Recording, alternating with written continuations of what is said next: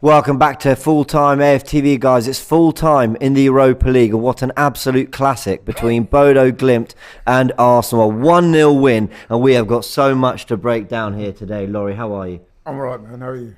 Yeah, I don't know how I said I like all your that. Intro, I don't know how I said all that with a straight face. I don't know how you did that. Oh, my but word. you managed to pull it off. Thank you so much. Some people will be actually believing it. Some people will be thinking, what was he watching?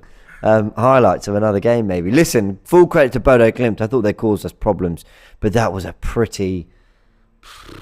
It wasn't the most inspiring football I've ever seen. But you know what it is? I would say it's one of those where you file that under, job done, get the result, get back to England, and then start preparing in earnest for what's going to be a pretty difficult game at the weekend, I would have thought. So, yeah, it's a job done game, really. Isn't it? Yeah, and I think off the back of a fairly intense week or so where you had the North London derby followed by, Bodø Glimt at home, and I guess I always think the earlier it is, the more important the games are. I know it sounds silly, but I think it's because you want to get those points on the board, and you'd expect Arsenal to. They've now got 9 out of 9, so you'd think that the next three, two of them being PSV, which are slightly tougher opposition, I suppose. Well, they're the ones that we're looking at.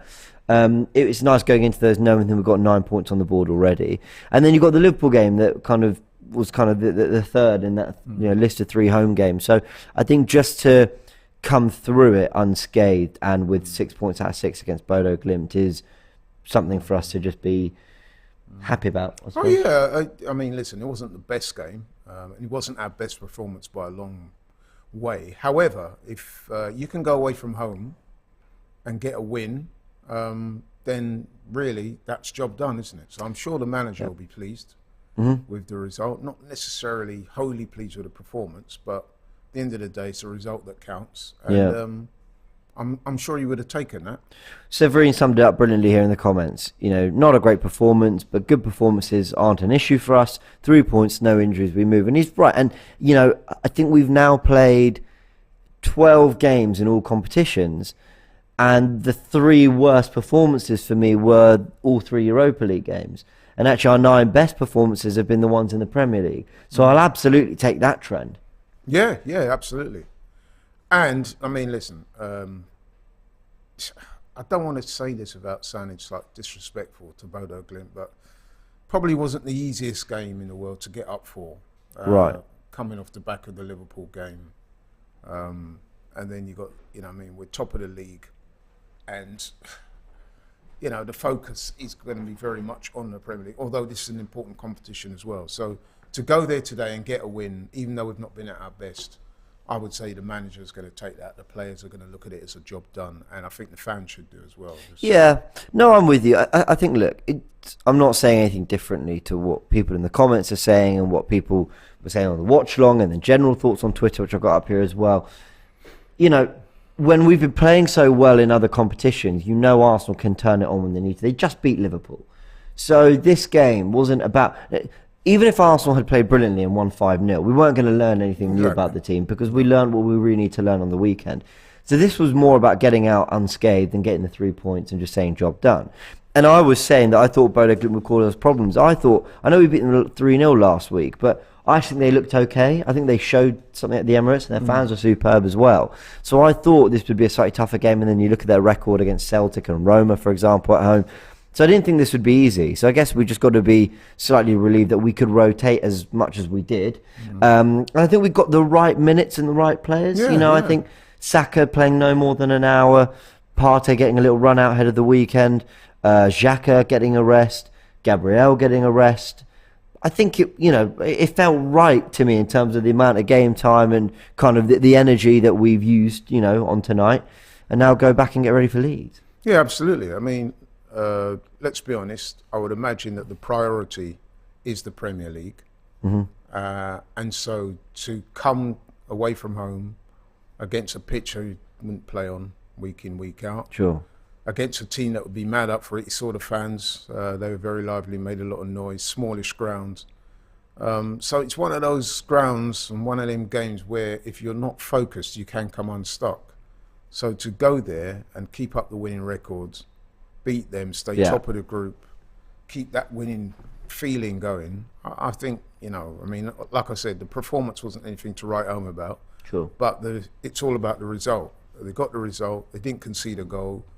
Got the win. Top of the table in the Europa League. Top of the table in the Premier League. No injuries. Yeah. Can't complain, really. Oh, completely. Yeah, listen, I'm with you. Nikaton says, Bodø were unbeaten for 14 games at home in Europe before this game. So I think we did all right. It was definitely a tough game. I agree with that. And Paul says, hey guys, what 3 players or positions do you think we need to sign in January for squad depth? Well, it's definitely something I want to tackle a little bit later on this show, because I think if we're being really hard, look, we'll get into this later, but the reason is, if we're being really honest, we're not seeing performances week in, week out in the Europa League that suggest when it gets to the latter stages, and then we've got the FA Cup and the Carabao Cup and everything's happening thick and fast, we're not seeing a level of depth that suggests we can rotate very casually in the deeper parts of all these competitions. Aside from the win, that's the subplot, isn't it? Exactly. The win is the most important thing, but the subplot for me is you're looking at the guys who came in today, and you're looking at those guys and thinking,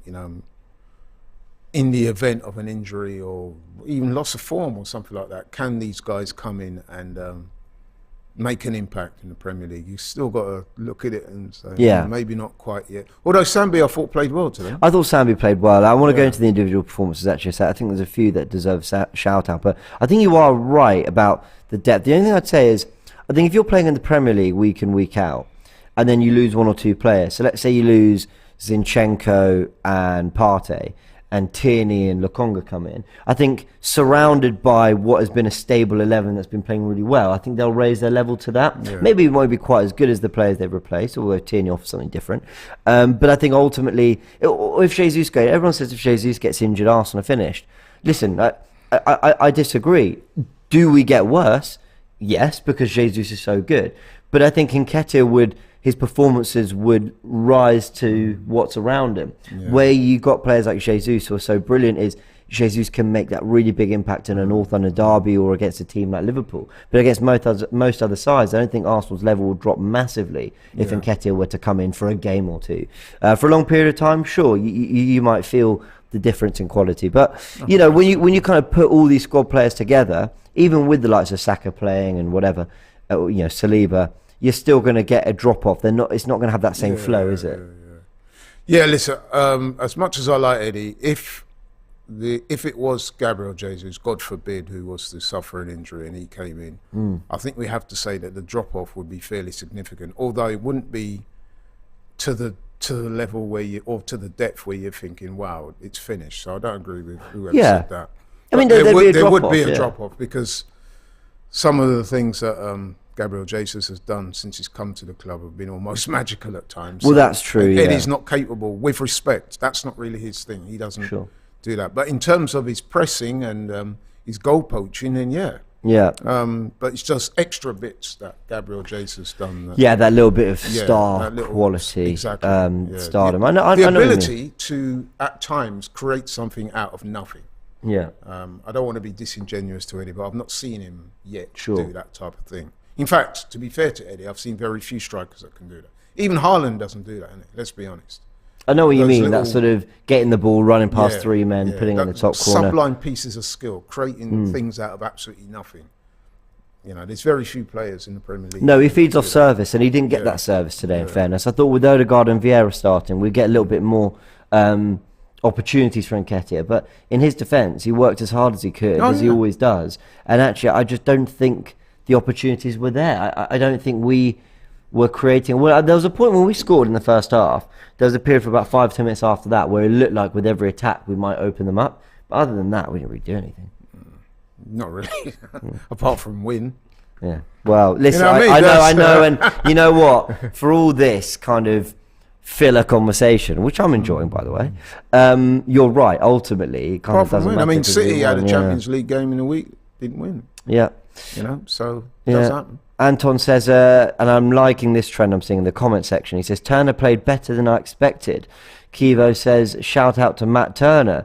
Eel says, Turner was our best player. I heard Robbie say something similar in the watch-along. So, Turner he did have a must be high now, says Ivan. Turner was a W man's today, says FRM. A few more. There's loads of them. I'm going to find them all because they've been... Can't find any more. There we go. But there's been loads on Matt Turner, and I think justified. Yeah, sorry about that. Yeah, he did have a good game, and yeah, he looked like, somebody that might be able to fill that breach in the event that he's called up. So I guess that's a positive as well, isn't it? Well, I don't think anyone's coming in expecting him to be. I think Ramsdale's been really good the last few games. I thought if he starts the season, but I think he'd been really good. He's made some really important saves this year. Now, people always say, "Oh, Matt Turner's a downgrade on Bernd Leno." Okay, well, first, we don't really know that because we've not seen enough of him. Secondly, probably is because Bernd Leno was operating at a really high level in the Premier League week in, week out. And a player that good, who's a German international and all that, doesn't want to be on the bench for Arsenal. No. So you're never going to keep Bernd Leno. You were never going to get another Bernd Leno to come in. But what you wanted was a player who could maybe grow into a keeper of nearly that level or something. But there's going to be a slight drop off. So what I need to see from him is that he's at least similar to Ramsdale, that his distribution's good, and that if he ever had to come in, we don't have to compromise our game massively. Today, I thought his distribution was fantastic, and I thought he did the old school goalkeeping, which is saving, which is punching crosses and all that, really well. So I'm really happy for him, and I think he needed that performance. Yeah, absolutely. I thought what I'm looking for from him is his level of competency across all those areas that you spoke about. And I think he ticked the box in all of those. He looked confident, and he looked like somebody that if he was to get the call up, say, I think we should trust him. Well, only time will tell, but he looked like somebody that would embrace it. Why not? I'm with you. Joel says, I think Turner must be taken to training well. Looked great with the ball at his feet today. He's still got plenty of room to improve, but he's learning. Fair enough. Listen, I can remember when we got Ramsdale. Remember that? There was a lot of naysayers, people saying, you get this guy from his clubs he's been at, he's relegated them and all stuff like that. And look at him now. Yeah, completely agree. Yeah, so. Giuseppe, thanks for your super chat. Says, I'd take Firmino, Kante as contracts are ending, and Trossard. I'd take Trossard. I think Firmino and Kante, while I still think they're brilliant players, I don't think they're fitting what we're trying to build, which is a team that in maybe 2, 3, 4 years' time could be challenging for titles as a group that's kind of grown together. I feel like Firmino and Kante would be there to do a job now. Yeah, no, and I think, let's be honest, I'm a big fan of Kante, massive fan of his. However, I'm a big fan of Firmino. He says that you're seeing now he's starting to get more injuries. Yeah. That's normally a sign that a player is in the twilight years of his career. Yeah. I might take Firmino if you're on a free. And he's 30? Get 2 years out of him? That's actually. I think Firmino's the kind of guy, if he leaves Liverpool, he's probably going to head abroad. And Portugal, Spain, maybe even back to Brazil. That's kind of how I view him. I can't see him going to another Premier League club, and I can't see Liverpool, quite frankly, selling him to Arsenal. Yeah. Let me challenge some of these comments coming in because it was a topic of conversation I wanted to get into. South Newton says, midfield with Sambi looks so weak. He offered no protection and his passing was poor. Turbinator says Lokonga is rubbish. Listen. And then Evangel says Lokonga was class. Listen. I think people are now making Lokonga the scapegoat for me. I think they're making him... they're sort of looking at him like... If he's not brilliant, because he's had some iffy performances since he arrived, suddenly he's poor. I thought today, was he amazing? No. But that first half, I thought he was good. I thought everything was going through him, and I thought everything... I thought he looked good on the ball. I thought he was dribbling past players when he had to. I thought he looked good enough in possession. And Arsenal had most of the ball in that first half. Second half, defensively, I agree he lacks. But he's not holding midfielder. I said the exact same last week, and I'm having to say it again. What do you think? No, I agree with you. I think it's unfortunate that some fans appear to be quite negative against Sambi in the same way that a lot of them were negative towards El Neni when he first came to the club. Remember that? Every time he give the ball away or made a mistake, people were zeroing on it and calling him all sorts of names and stuff like that. I don't like to see that type of stuff. And not only that, those criticisms there I felt were wholly inaccurate. A lot of people said that Sambi had a good game. Yeah, I thought. So how do you go from somebody having a good game to someone saying it's absolutely rubbish? That's. Well, Mad Guna says these comments on Lokonga are ridiculous. He was very solid today, did absolutely nothing wrong. Some fans just want a scapegoat. Yeah, I'm with you. Listen, I respect everyone's opinion, but I don't. I mean, what? It's the easiest thing in the world, isn't it, to just throw shade without even thinking about it. The guy had a good game. Yeah. Even if he didn't have a great game, he was competent today. He did what he had to do. He wasn't perfect, but he had a good game. So for people to say that, it sort of just, it just gives the impression to me that you are looking for somebody to make a scapegoat, and so you've just gone for what you see as the easy target. That's quite poor, actually. People jumping to his defence. Yeah. Do we have to have a scapegoat, says Severine. Leave Lokonga alone, please. We are top of both tables. Lokonga got the assist for Saka and had brilliant passing, says Robert. Lokonga was class today, says Sammy. Someone else, though, Nomso says, Sammy Lokonga was hiding throughout the game. He did not have a good game. I disagree. I don't think he was hiding. I think actually people's problem with Lokonga is actually sometimes when he gives the ball away, which shows that he's trying to get the ball in difficult positions. Verde says, Arsenal with no injuries, blessed up from Philly. You know what? Let's see what people are saying about Lokonga. I'm interested to see in these videos if other fans have had something to say. Let's have a little listen. Matt Turner. Why? Because we're Americans. Now, I just want to say about Saka that kind of luck only comes to you if you're being aggressive and you're pushing the game. Be it art or hap, the very dice obey him. And in our sports, our better cunning faints under his chance. My name is Eddie Young, and I'm sending in this video from Wolverhampton in the UK. It was a tough game, and I think we knew from the start that it was going to be tough, and something just felt like it was missing. I can't understand what it was, but big ups to the lads for fighting to the end. And I think Matona outdid himself today. Matona was brilliant in goal. I'm happy he's getting this run off of games. It's going to help build his confidence. Saliba was just being Saliba. Unlucky Edin Ketia, he wasn't getting enough ball. And that's what I'm saying. I can't understand what happened today. If it's the midfield, I can understand the manager bringing Partey towards the end to control the midfield a bit more. Not sure that worked out fine, but I'm happy he also ends the game without an injury because I was a bit... Hey, Arsenal Fan TV. JR here from St. Lucia. You know, I take these games for face value because a lot of the times, you know, not the best opposition, and sometimes when you don't play against the best, you don't play your best. My opinion of the game today was calm, collected. I'm pretty happy with Rob Holding's performance in the back. I mean, there was one or two passes I got between them that I wasn't happy about. But it seemed like we were never really threatened, apart from, you know, those 1-2 chances that teams always seem to get against us.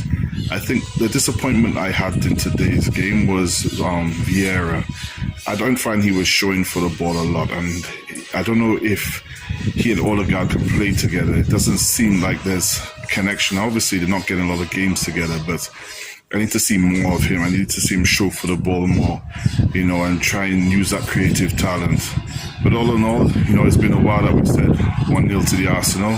Hey, the win's a win. Let's keep the run going on to Leeds on Sunday. Come on, you Gunners. Big up to AFTV, it's Jay here from Malaysia. Must say, it's alright, it's a boring 1-0 win. We got the job done. 3 points in the bag.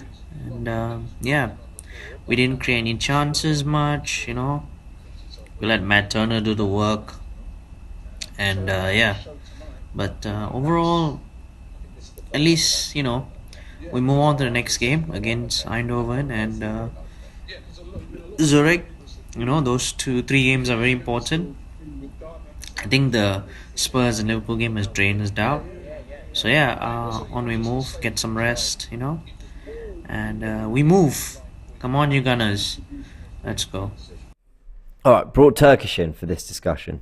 Thank you very much for all your videos, guys. Keep coming, because I want to know where you stand on this big Lokonga debate. Is he becoming a little bit of a scapegoat now for Arsenal? Also, some Arsenal fans. I don't know. Isn't a scapegoat putting the blame on someone when things are going wrong? That's exactly what it is.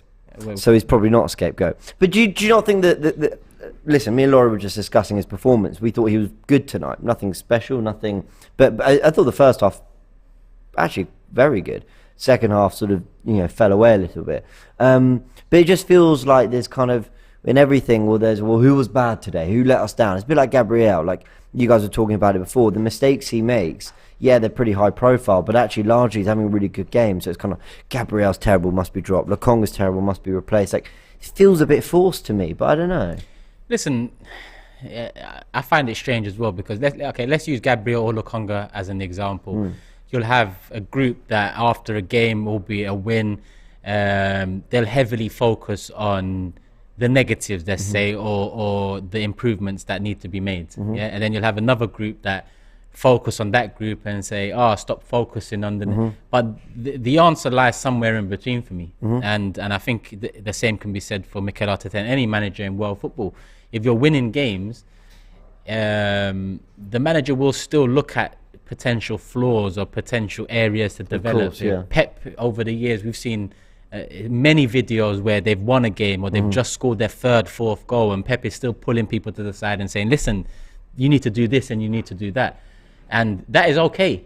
It's okay to say, Gabriel has been poor here and there in moments. It's okay to look at Lokonga and expect more or want more. It's okay. But like I said, when you have two groups that are more focused on probably each other, a debate rather then than I think it's okay to draw on inconsistencies or draw on errors, as long as you're drawing on it in the correct manner. Like I said, things are not going badly for us. Things are going very good for us at the moment. Yes, there's areas we need to improve on, but I'm sure Mikel knows that.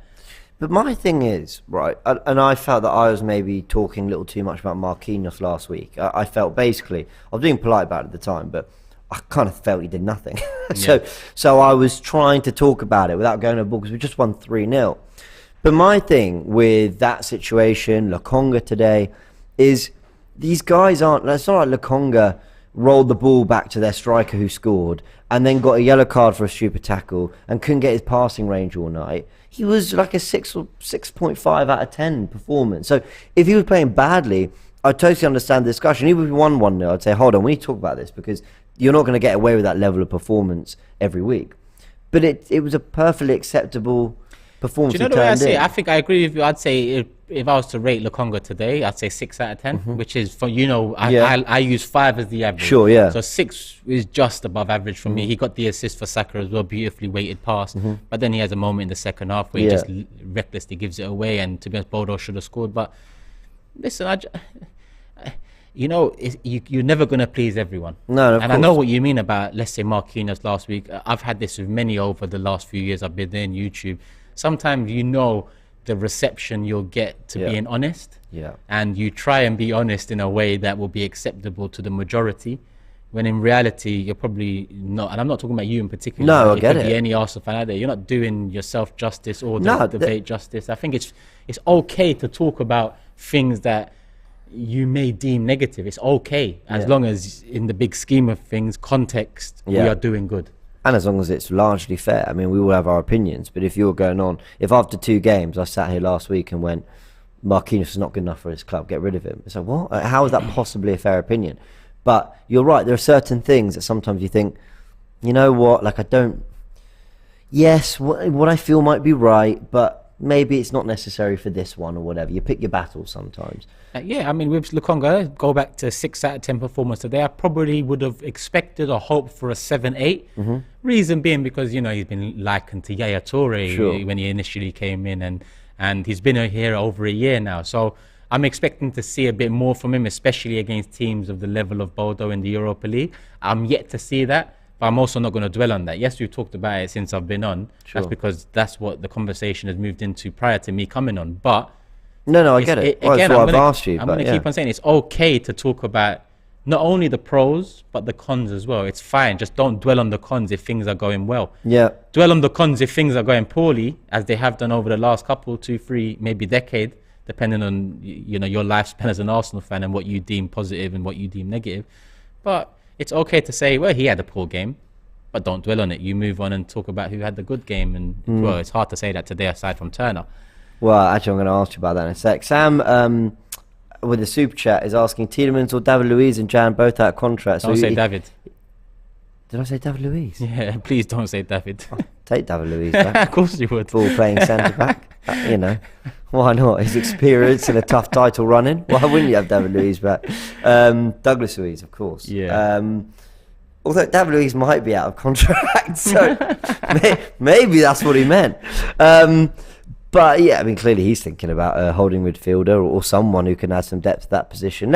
The depth is definitely something that needs to be addressed come January. I can understand why they didn't panic into splashing 35-40 million on Douglas Luiz in the summer when you had the Europa League and all these things, but it's going to get heavy come January. Carabao Cup, Yep. if we beat Brighton, which is only the third round, then there's fourth, fifth, and then I think it's semis and a final, and then you've got the FA Cup run if we have runs, and then you've got the Europa League. It's going to get heavy.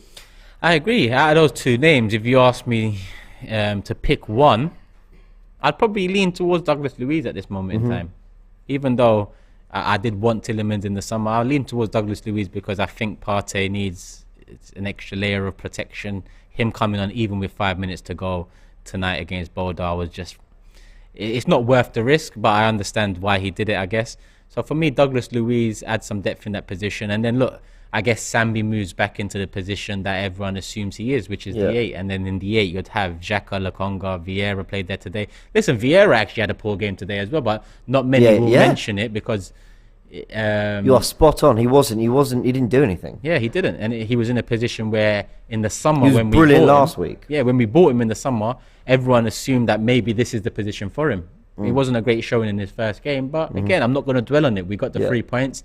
No one came out of that with, for me with much praise aside from Turner. Yeah. But is it the end of the world? No, it's far from it. But I'm so glad you brought up Vieira. And the reason I sort of quite passively aggressively said he did nothing was actually more to highlight why I think the Lokonga criticism is a bit ridiculous. Because it's like, but are we dwelling on Vieira? No. And I think if Lokonga had been signed this summer, people would be going, yeah, steady, did all right, But there's that thing, as a bit of time passes and you start to expect a little bit more and you don't get it, you then almost pull back the other way, if that makes sense. But Tierney was poor.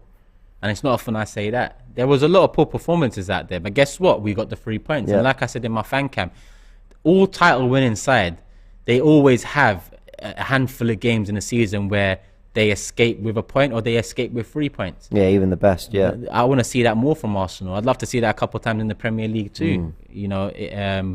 People will think you didn't deserve anything, but in the end you walked away with everything, and long may that continue. Sam says, breaking news, there is no rule that requires fans to choose a scapegoat. Yeah, of course. Thank you for the super chat as well. Parashit, thank you. Yes, that was the worst game I've seen from Arsenal, but we got the job done, says Towley. Yeah, I mean, look, what else? Yeah, Matt Turner did his job. 3 signings in January needed. Thought Tomiyasu was great, says Martin. Tomiyasu is defensively just masterful, isn't he? Like, when I watch him, no one can get around him. And I'm talking like some of the best. I mean, I remember when he had Sterling under control back in January in that City game, Salah as well. And whether you put him right back, left back, wherever, I think I can remember one tough game he had at Anfield. And then the only other was because he had injury problems. Generally, I just think when this guy's fully fit, he is so difficult to get past. Yeah, I like Tomiyasu a lot. Yeah. I like Tomiyasu a lot.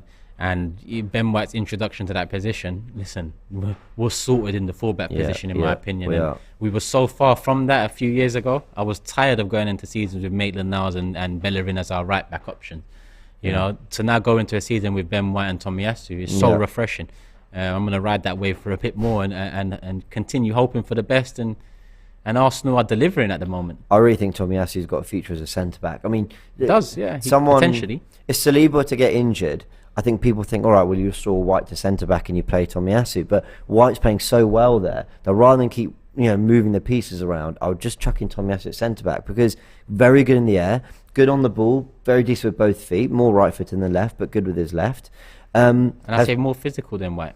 I think he's a more natural defender than Ben White. Yeah. I think he's better in the air.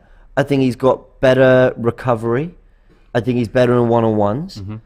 But White's been superb this season. So I think, honestly, it's so funny because last year our first choice back four revolved around Tierney, Gabriel, White and Tomiyasu right back. Now 3 of those 4 positions have completely changed. Which is crazy. It is crazy. It's refreshing. I'm going to keep on saying it's refreshing. Development. And look, again, with that argument we had on Lokonga, it's similar to this argument here. Some people dwell, and I've been guilty of this in the past, dwell on the positions we don't have depth in, but tend to ignore the positions we finally have depth in. Yeah. I've kind of come to terms this season, especially with the results. Listen, I'm not going to dwell on Partey not having an adequate backup, or Xhaka maybe not having a rotational option, or the fact we've only got 2 strikers when I think 3 is a necessity. I'm not going to dwell on that.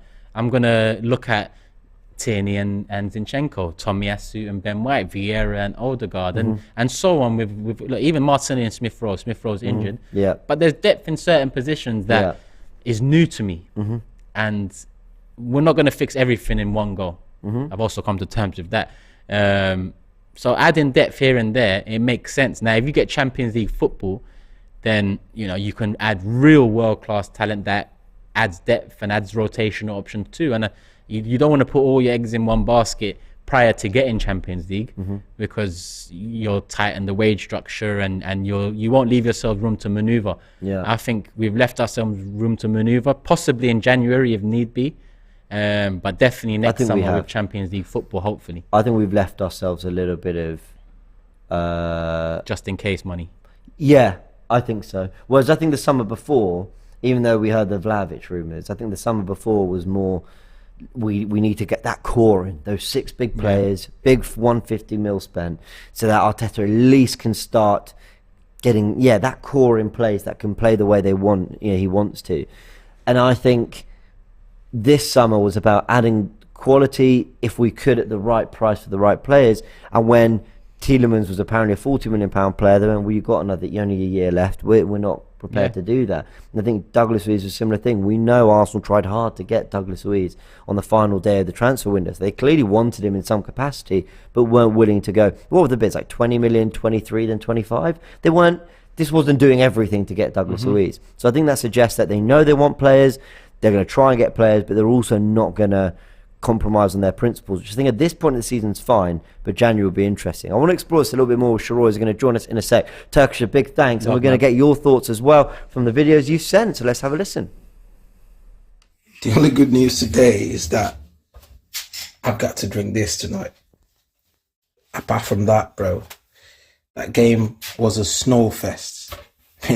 Saka couldn't string 2 passes together. It was horrible. But I even thought that you guys wouldn't do this full-time analysis and stuff, because that was really, really bad. But anyways, we move. I can't wait for Sunday to play Leeds and watch the Liverpool game. Yeah, we need to spank Leeds on Sunday, move on to the next, top of the table. Yeah. Good evening, Gunners. Greetings from Poland. Adrian here. Yes, we won, unfortunately, in a very bad manner. I don't think we deserve to win, really, because Bodø Glimt had absolutely dominated the game. I think I was saying this last year that Eddie Nketiah is not good enough, really. We need another striker.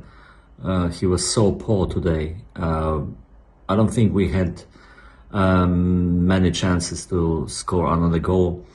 If Bodø were more clinical, they could have won that game. Yeah, what can I say? I hope the reason why we played so poorly is because we were a bit, scared of not to get injured, etc., etc. But still, I was expecting a better game from Arsenal. Peace. Bodø Glimt 0, Arsenal 1. I am happy for the 3 points, given the conditions out there in Norway and the fact that it's an artificial pitch. Basically explains why Bodø Glimt has been able to beat all the teams that have come to their home, and for us to be the team to end that streak, I am pretty happy for that.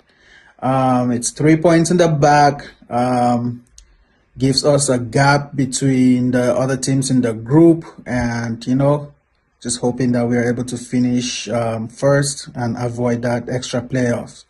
So looking forward to Leeds, and hopefully the boys are not all beat up for that game, and we can grab another 3 points and just keep going game by game. All right. Hi, AFTV. This is Sam MCB. I'm dialing in from Eswatini in the Kingdom of Eswatini down in Africa.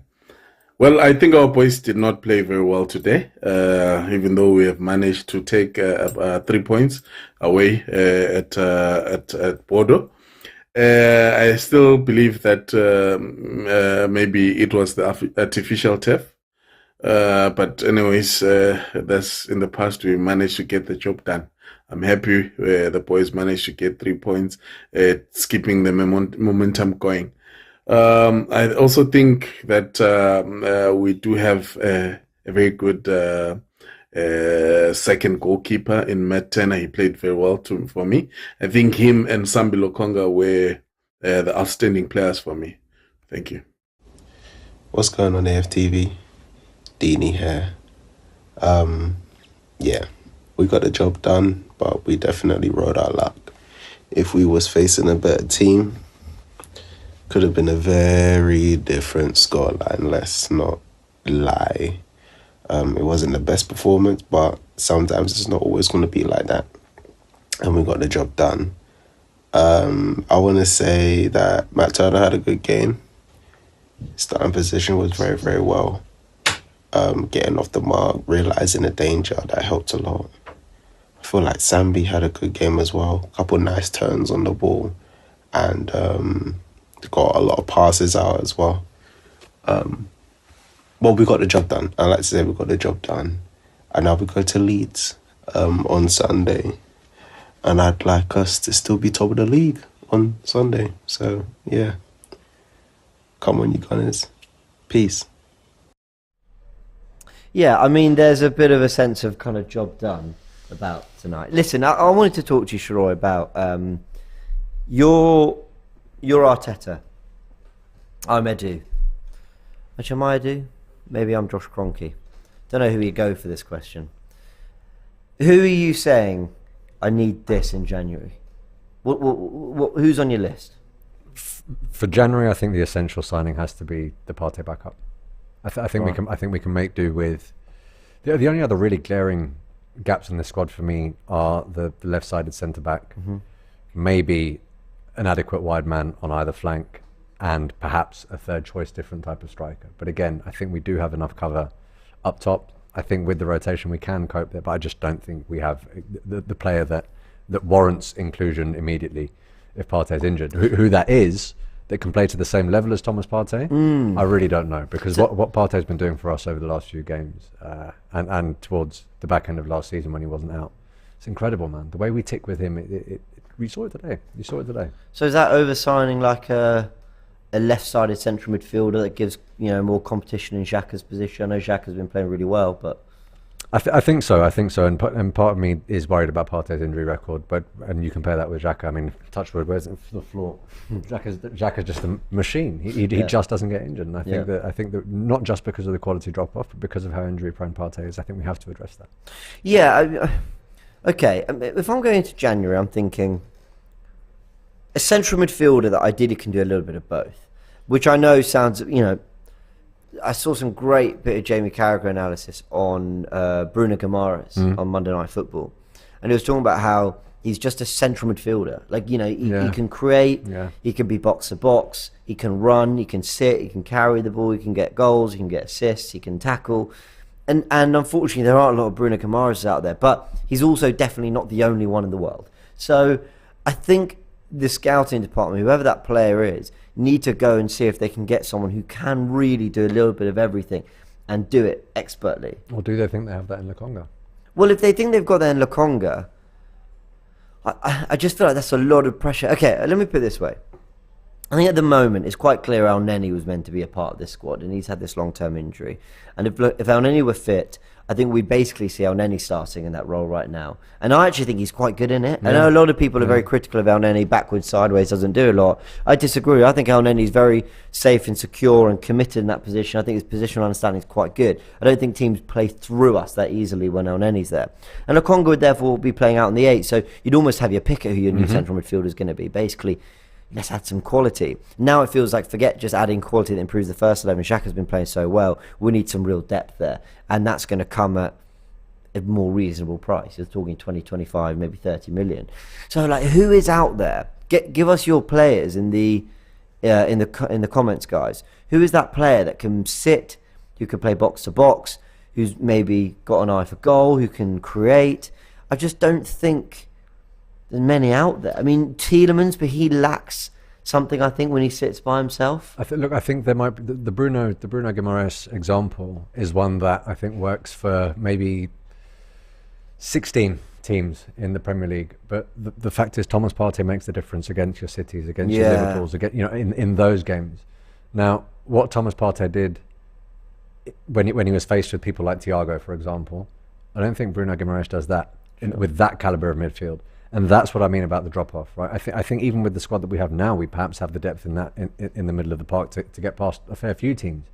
But if he's a long-term absentee, which he has been, it's those big crunch games which might come. It might be what top four is predicated upon. Later in the season, I think that's the real concern. But again, man, looking at world football in terms of who's available, who's as good as Thomas Partey that's a realistic target? Here's some of the names being thrown out. Declan Rice, that costs about 150 million. Yeah, they're not going to let him go for anything. Ndidi a shout. I'm not sure. I don't know about Ndidi. Tonali or Ruben Neves. Ruben Neves is a great shout for me. Ruben Neves is a great shout, and he was one. I don't know. I saw him being linked with Arsenal. I saw him being linked with Manchester United, and a lot of that went quiet. But Ruben Neves, it's got some real defensive nous about him. He's not easy to get off the ball. Yeah, got a decent strike on him. He perhaps is one of those that could do both if called upon. Danilo's a good shot. Not that I'm an expert on him, but just profile-wise, he's left-footed, so those underlapping runs that Xhaka's been doing, that will come quite naturally to him. Seems quite dynamic, can also sit as well as be a box-to-box. Stands, I think, 5'11", so he's got a little bit of presence about him. They were saying he's one that we were thinking about going for, and they said that we might go back in for him, but they didn't want to let him go. He's the one that I think.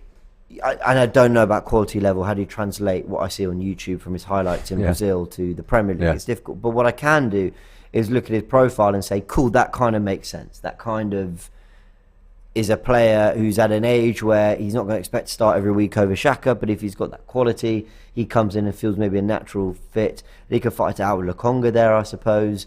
So maybe Danilo, Jude Bellingham. I mean, okay, Jude Bellingham is that all-action midfielder that can do a little bit of everything. But again, what's he going to cost? Milinkovic-Savic. I'm not sure if he's as great defensively as people say. I don't know. I'm basing that purely off data. I don't watch him week in, week out. Very quickly, we both. Casado from Brighton. Yeah, sorry. No, he is. He's a very good player. But we both do that. Yeah, but what's he going to cost? Right. At what point will Arsenal stop being the team with a fan base that has to go? Yeah, but what's he going to cost? Yeah, I know. Is it when we get into the money? We have. On an array of players. Sure, yeah. And once you spent money on an array of players, you have less areas in your squad to address. Basic logic would make you think that if you're going to keep giving 150 million war chests, hopefully you get to the point where you can have that for one or two players, where you're getting that absolute killer quality. And if we're talking about this being the stage of the process where they anticipated that we would make the Champions League, if we're sitting here talking about, well, there are maybe 3 areas that I think we need to address, but one absolute priority, are we, maybe not January, but in the summer, going to go into a window where there's only 1 or 2 additions, but they're heavy money signings? Yeah. At which point should we rule players out because of the what's he going to cost thing? Listen, I think that's such a good point. I think this team is at a level now where the first 11 looks very good, and the squad depth is decent, and a lot of them are young players. Yep. So you're not going to add like 3 or 4 or 5 more squad players. We don't need window. them. You're right. Really, the next few additions, the way I see the squad developing from this season to next season, or even from January to the end of the season, is maybe a couple more youngsters already. That takes up 1 or 2 places. And you add 2 more signings in, that you've got 3 or 4 players that add a little bit more to the squad. Hopefully players like then Lokonga have grown another year, developed, and they are seen in a slightly different light. So I see what you're saying. I mean, when did Liverpool sign Van Dijk? It was January window. So, it has happened. Frankie de Jong.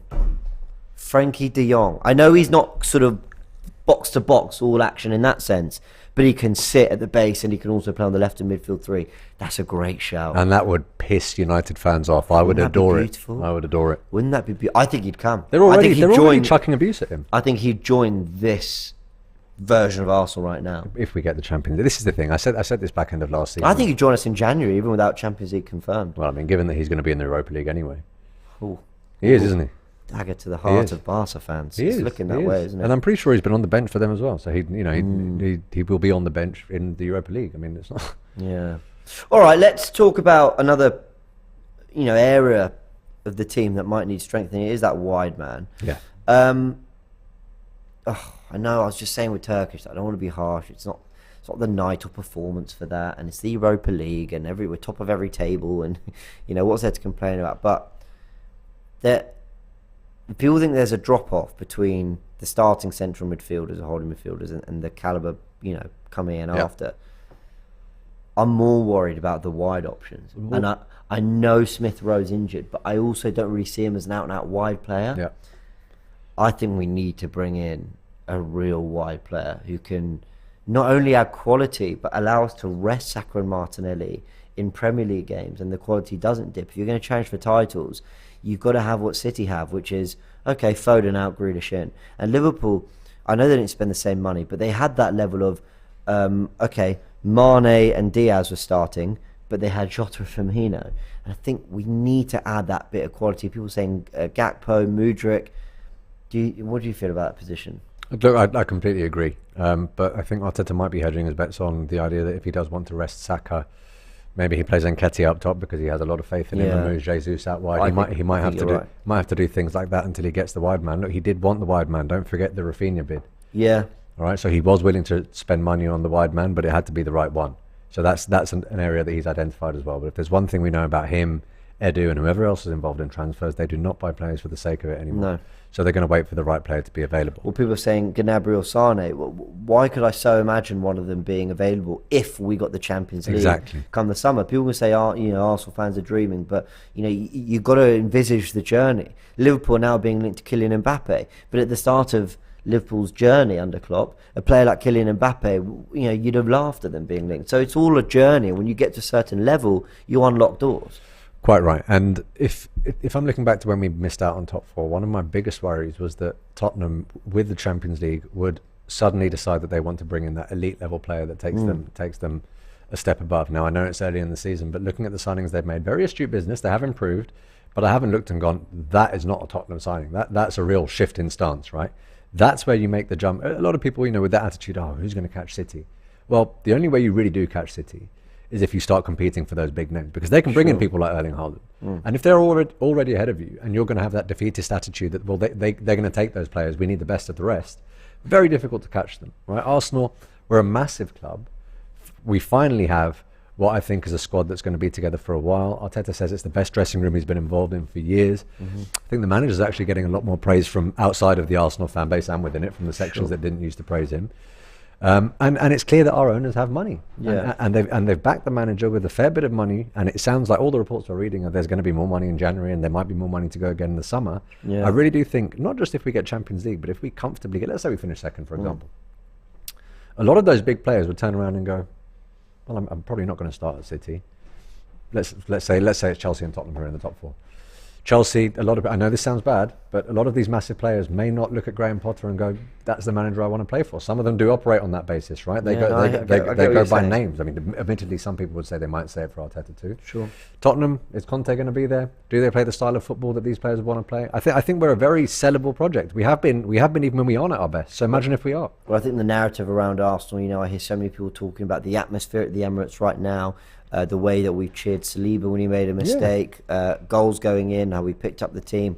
And I think these wins against clubs like Liverpool that are broadcast worldwide, those pictures, they make their way to some of the world's best. They go, You know, they're doing something there, Arsenal. So we'll see, guys. We've had a very good chat here about signings, and you guys have sent in some names. Touch of Awesome says Bowen, Douglas, Luiz, and Kane. Love Bowen. Imagine. Love Bowen. Yeah, Bowen's a good player. He'd had some fantastic depth, and with Saka being able to play on the left as well, or even in central midfield, Bowen, I'm sure, wouldn't be short of game time. But yeah, it's a very interesting one. I think if we are to go, let's say we go into the World Cup in and around this sort of form. So let's say, I don't know how many games are left. 4 in the league. Four in the league. Let's say we. Even if Chelsea, Forest, Southampton, Leeds. Even if I know this doesn't sound great. But even if we win 2, draw 1, lose 1, which I know doesn't sound great at all, but considering the form we've been on, but that would still leave us with, try to do the maths very quickly, 10 wins, 2 draws, 2 defeats, which is a pretty bloody good start for what we thought we'd have, and they leave us in a very good position. I think Arsenal would have to go into January knowing good, strong position there. And the Europa League, looks like we're going to make it through, but we'll see as well in the coming weeks. Carabao Cup, if we beat Brighton, and FA Cup, I think they're going to have a £60 million at least outlay to get a central midfielder and a winger that can compete at the first team level. Someone in the chat's actually just mentioned Ferran Torres. I was reading reports that he was one that we moved for again. Looking at what he did at City, I think he was unfortunate to get shipped off. And again with the Arteta links, I really did. I was excited when we were linked with him in January, in the summer actually, and we didn't get him in. He's actually a shout that for one reason or another slips my mind, but I would take him in a heartbeat. I would too, because he could play up front as well, and he can do it in this system. Yeah. And I think if there's one thing Arteta made very clear is he wants players who can cover multiple positions. So yeah, interesting. Okay, Jonathan says, I've personally always liked Ollie Watkins, young, talented player. For him, Arsenal would be a big step up, and I think Arteta would relish improving. I think Watkins is quite good at everything, but I don't know if he's like brilliant at one thing. I know what you mean. He'd also want to play down the middle, and he's not going to start. He's not going to start ahead of Jesus, and it's clear that Arteta has the utmost faith in Nketiah. I think, in fact, he might even be behind Nketiah in the pecking order. At which point he wouldn't come. But I also agree he's not necessarily as prolific as I would like. Giuseppe says Kuba, Kamada could be gems. Like Tommy was a gem we picked out as well. Could be cheap as well. Yeah, I mean, good shouts there. All right, guys, listen, thanks so much for joining. Let's hear more of your thoughts, and then the Don himself is going to round off the show with us. So catch us in a sec. Hi, this is me, Ryan, from Southwest London. Bodø 0, Arsenal 1. Literally just finished watching the game at work. I'm just coming home from work now. That's how much I'm dedicated for the Arsenal. But weren't the greatest performance today. We got the job done. We did what we had to do today. Bodø had their chances, and on there they could have possibly have got a draw. But I'm happy with the boys today. Marquinhos has impressed me since he's come in and played his first game since Zurich, and last week's game he impressed me as well. So the first couple of games I've seen Martinelli's done well. Saka's goal was good as well. Weren't the greatest goal, but you bide your luck, man. And I just hope the key word is momentum. We just need to continue this momentum. Leeds away on Sunday. Let's get the 3 points there. Xhaka and Partey in the midfield when he came on as well held the midfield down. We did nullify them to a lot of chances, but I just feel that Arsenal right now, I think we're going to cause a lot of teams problems. And I've been saying to so many Gooners that there's not going to be many teams that are going to beat Arsenal this season at the Emirates, man. But let's beat Leeds, like I said, and kick on from there, because our fixtures are quite runnable, and I just hope we can keep doing this and keep continuing it. But Arsenal for life, come on top of the league. How is going, people? My name is Meshak from Kenya. Today's game was boring, trash. Honestly, I saw 4 first team players and expected a lot from them. Saliba is dependent on Gabriel, and it's a fact. Anyway, Saka was class, and let's wait for Leeds game during the weekend. Come on, you Gunners.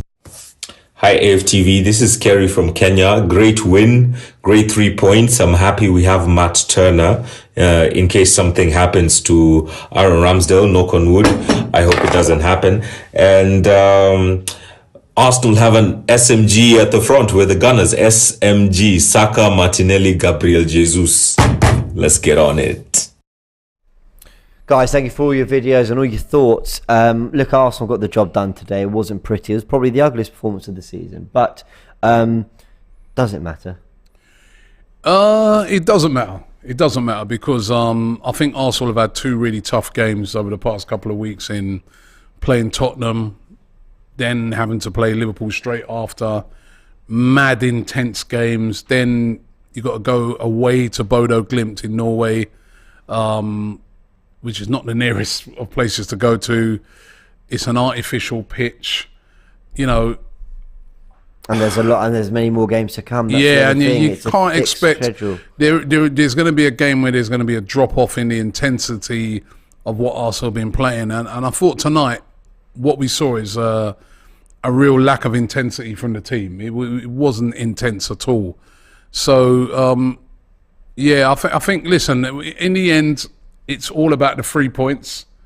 We got the 3 points. It was a little bit of a fortunate goal, although it was Saka's bit of brilliance that kind of made the goal. It was. Lokonga, a nice pass as well. Yeah, and you know, I just felt that you know, it was just all about the result today. We got that done, but it weren't a great game, man. It was a bit of a poor game. I'm so sorry. The most entertained I've been all night from this football match is Bukayo. So I got Twitter up because I like to see what people are saying and read out some interesting comments or Arteta's quotes.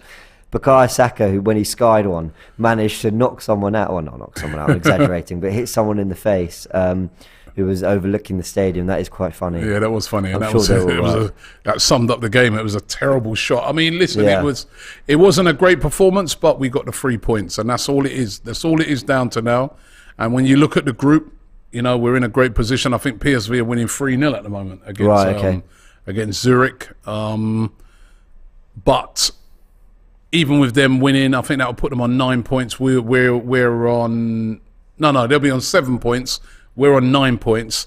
We've got them next week. If we can beat them at home, that'll be 12 points. We're more or less there because we then got to go away and play them at PSV. But then our last game is Zurich at home, and they've been the whipping boys of the group.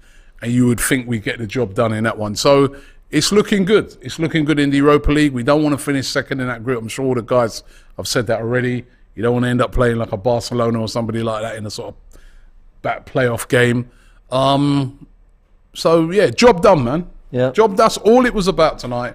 Was getting the job done, and we got the job done. Last question to sort of round off the show: who of the players that we see out there, and I appreciate they're maybe not really getting out of second gear, and I appreciate there's a degree of we don't need to overexert ourselves in this game and all that. And although I thought Bodø Glimt were good today, they were very good. And I actually praised them last week as well. I think they're a good side. Listen, 14 games they're unbeaten at home, and you can see why. Yeah, you can see why they beat Roma 6-1. You can see why they beat Celtic, home and away. They are a good side. The way they pass the ball around, the way they were brave, you know, they're a good side. Yeah, but I do think we were in second gear. Who looks like they could step up and be in that starting 11 in a Liverpool match at home? Who do you look at and go, yeah, okay, they can definitely come in and do a job? Matt Turner. It wouldn't drop. Really? Matt Turner. I thought Matt Turner today was really, really good. I think this game was the moment which he announced himself to the Arsenal fans and said, yeah, I am a good keeper.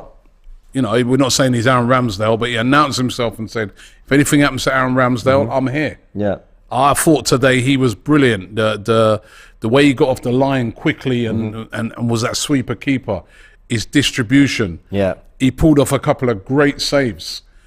And then even if you're going to start saying, well, what about aerial stuff right at the ends? You know what I mean? They put in a great corner right in the last seconds of the game. He dealt with it.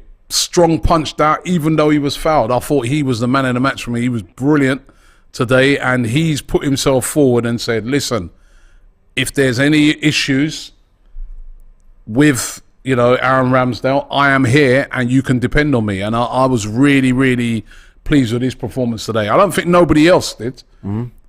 But then you could say, you know, Fabio Vieira put himself forward last week. But nobody else really, you know, and that goes for even like the first teamers, really. Let's be real. Even the first, everybody was a bit flat tonight. But the one guy that really stood out was Matt Turner. Sambi Lokonga had a good game, as you said as well. But Matt Turner stood out and said, listen, I'm here. and well done to him. I think that was the good thing that came out of tonight's. Apart from the 3 points, that's the next thing that's come out of tonight's game where I'm like, wow, that's a really good development for Arsenal, that Matt Turner has shown that he can step up. Ajay agrees with you, as many people do. Kevin called him a sweeper keeper. A lot of people saying he was solid. Some saying he was very good. And I agree. A couple of weeks ago, nobody would be saying that. No, it's true. People were saying, "Oh, he looks shaky." Oh, he needed that performance, blah, blah, blah.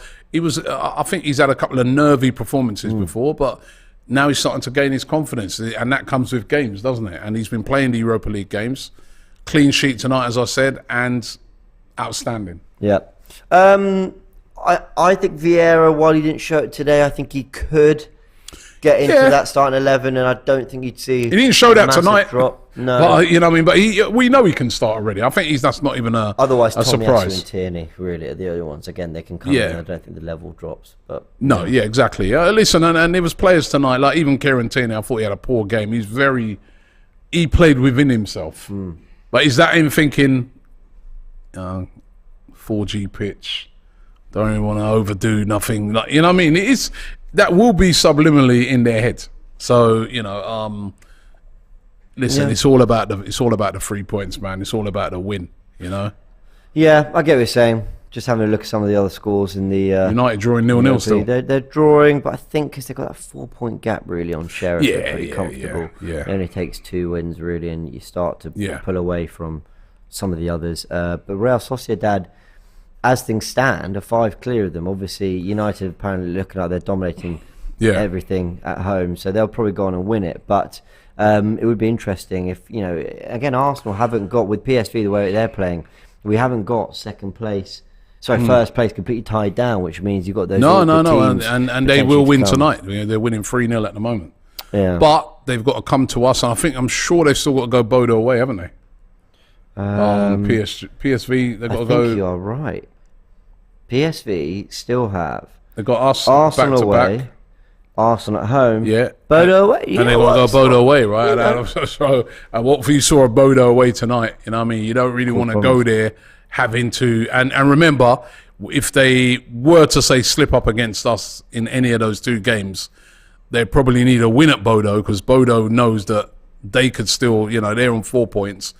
PSV, if they win tonight, will be on 7. Point, isn't it? So we're looking good. We're looking good in the group, man. It's good news for Arsenal at the moment. You're right. Actually, they're 3-0 up, but that still puts them 2 points behind us. Okay, we played the same amount of games, but you're right. Maybe Bodø Glimt, who've got Zurich and PSV left to play, they might Glimt, if they get that win and they'll beat Zurich, won't they? And then that could put them on 7, and then they could pit PSV.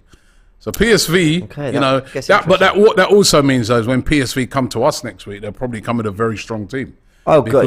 I think that'll be tough. Yeah, because they know they really need something, if possible, out of that game as well. So, but we are in the driving seat, and that's all we need to worry about. 6 goals scored, 1 conceded, 3 wins out of 3, 9 points out of 9. Getting the job done in the Europa League. So well done, Arsenal. All right, guys, we're going to leave it there. Big thanks to everyone who has sent in their videos. Thank you so much for your comments. There's one more here that I just want to address. Juice World saying, just want to say how much AFTV helps on mental health. Big up. Listen, Juice World.